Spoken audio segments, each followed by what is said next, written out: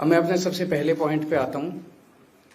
जब 2014 में प्रधानमंत्री बने थे नरेंद्र मोदी जी, तो उन्होंने खुद एक रूल बनाया था कि भारतीय जनता पार्टी के अंदर और उनकी सरकारों में 75 वर्ष से ऊपर कोई भी व्यक्ति होगा तो उसको संगठन में और सरकार में किसी भी पद पे नहीं रखा जाएगा, उसको रिटायर कर दिया जाएगा।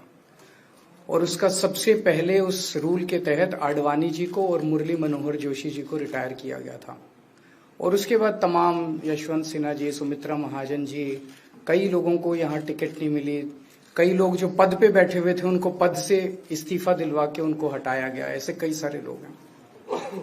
तो अब अगले साल 17 सितंबर को प्रधानमंत्री मोदी जी 75 साल के होंगे और मोदी जी ने तय कर लिया है कि अमित शाह जी को वो अपना वारिस बनाएंगे और अमित शाह जी अगले साल 17 सितंबर को देश के प्रधानमंत्री बनाने का उन्होंने तय किया है मोदी जी ने।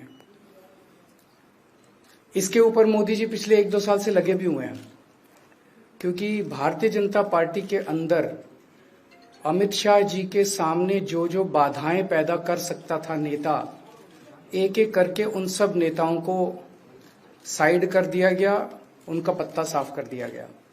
शिवराज सिंह चौहान को हटा दिया गया, वसुंधरा राजे को हटा दिया गया, डॉक्टर रमन सिंह को हटा दिया गया, देवेंद्र फडणवीस को खत्म कर दिया गया, खट्टर साहब को खत्म कर दिया गया, एक एक करके सबको खत्म कर दिया गया।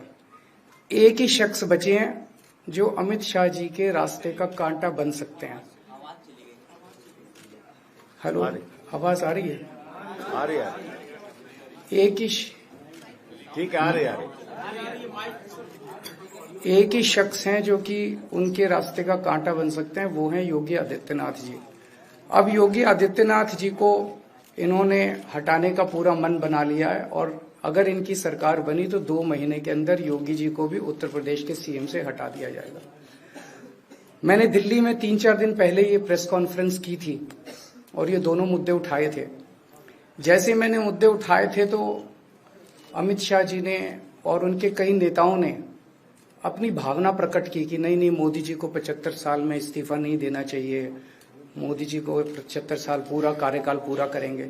उन सब की भावनाओं की मैं कद्र करता हूं, क्योंकि अपने नेता के लिए जब भी ऐसी बात होती है तो सब लोग सामने आके बात करते हैं। लेकिन बड़ी बात यह है कि मोदी जी ने ऐसा नहीं कहा कि मैं 75 साल पे इस्तीफा नहीं दूंगा, मैं रिटायर नहीं होऊंगा। उनका अपना बनाया हुआ रूल है और मुझे पूरी उम्मीद है कि मोदी जी का अपना बनाया हुआ रूल है और मोदी जी अपने रूल को फॉलो करेंगे। नहीं तो लोग कहेंगे कि मोदी जी ने ये रूल आडवाणी जी को हटाने के लिए बनाया था, जब अपनी बारी आई तो नहीं। तो मोदी जी इस रूल का फॉलो करेंगे, ये पूरा यकीन है देश के लोगों को कि उन्होंने खुद रूल बनाया तो खुद फॉलो करेंगे। दूसरी बड़ी बात जो हुई कि जब मैंने कहा कि योगी आदित्यनाथ जी को 2 महीने में हटा दिया जाएगा, इस पे अभी तक भाजपा के किसी नेता की टिप्पणी नहीं आई है। 4 दिन हो गए। इसका मतलब ये तो कंफर्म करता है कि उन्होंने पूरी प्लानिंग कर ली है और उनके पक्ष में कोई बोलने के लिए तैयार नहीं है योगी आदित्यनाथ जी के।